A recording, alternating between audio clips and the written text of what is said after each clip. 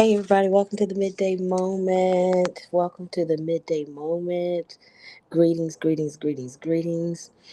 We are in the midst of our 2026 consecration time where we get a chance to renew, regrow, revive, restore, reset, review, rethink, repent, regain, rehearse, all of those different things. So, welcome to the midday moment and this time that we have together. Just as you need your physical exercises so that your body can get to where it needs to be, you need your spiritual exercises so that your soul can be where it needs to be, so that your emotions can be where they need to be. Your emotions, your thought process, your feelings, your choices, your decision making can be where it needs to be. And so, the midday moment seeks to encourage you in that way. And it just so happens that that is the focus of this year's consecration journey. We are reading out of the book Spiritual Practices for the Development of Your Soul. It is available on Amazon, so get your copy. We're on day 18. We've got a ways to go, so just get your copy and join in with us. It's not too late. This is always a time of great growth together. Well, today's spiritual exercise is fasting. How about that? Fasting is today's spiritual exercise. I don't reread the readings for you. They're really short, like a page and a half, 2 pages. But I read during my time, and then I share highlights with you. Recently, I have been reviewing the study questions here with you, just kind of reflecting out loud. But certainly take time to do the reading on fasting so that you can be encouraged with the notes there. Fasting is not it's not solely about food. We've made fasting about food. Fasting is about anything that is attempting to control you, and you making sure that nothing outside of love, nothing outside of your own will to love, to do good, to live your purpose controls you. That's what fasting is about. What can you pause, lay aside, and what can you then put with that, as you're going to see when we're talking about the fasting, feasting, and forgiving.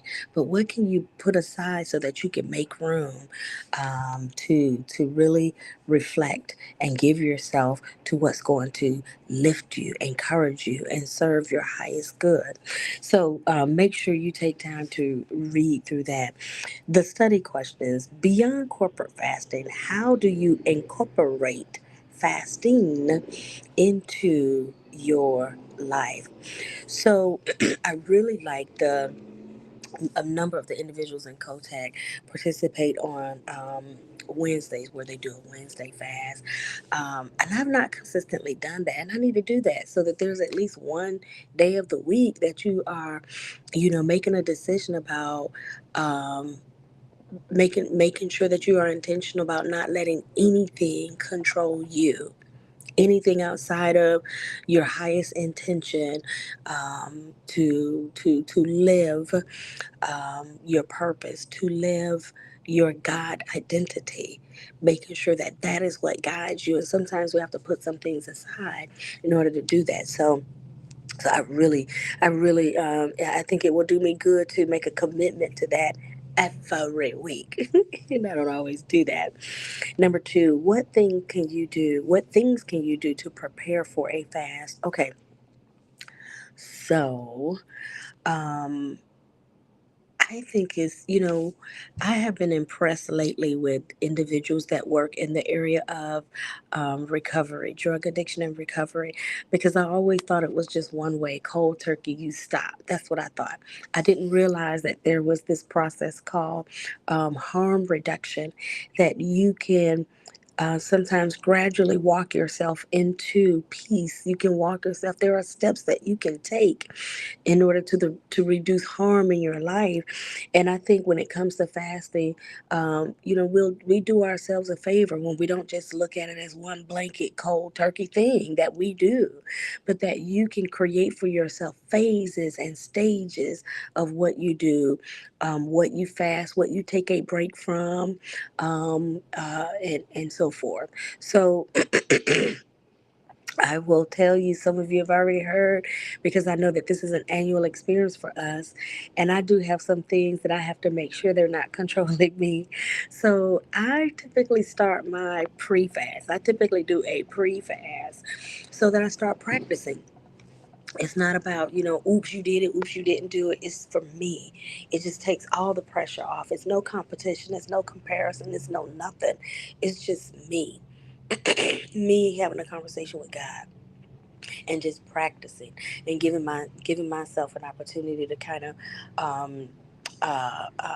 practice my routines, my exercises, practice my intake, my absent, my pause of intake or what have you. So that really that works for me. So if I know there's a corporate fast coming up for February, I start practicing before then on my own time, my own accord. I just start gradually, that harm reduction. I start cutting back gradually. I start pausing things just gradually. Give myself time to just kind of, be set and be ready. All right. Um, uh, what place is most challenging for you to fast and why? What place? I think probably if I'm just home and not occupied. I think if I'm home and not occupied, but if I'm home, I need to be very intentional about how I am posturing myself home because that refrigerator is there. So how am I posturing myself if I'm home? Because fasting without a plan and a purpose for me just really doesn't work much. So I have to be very intentional about my plan. But I will tell you, the results are beautiful, and I'm really excited about us reading the next two the next two lessons that go with fasting, because I like to say if you just fast and you don't have a plan of forgiveness and some of this other stuff, you just mean and hungry.